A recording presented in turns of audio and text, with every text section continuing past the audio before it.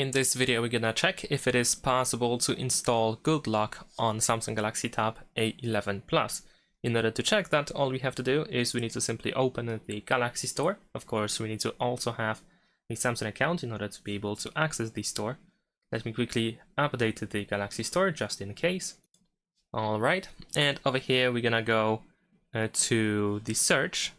Let's actually go to apps first. There we go, and we can use the search. And so we just need to simply search for the Good Luck. We can type Good Luck over here.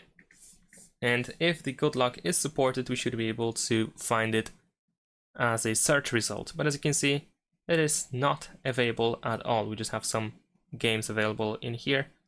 So unfortunately, it seems that the Good Luck is not accessible on Galaxy Tab A11 Plus. Thanks for watching, leave a like and subscribe.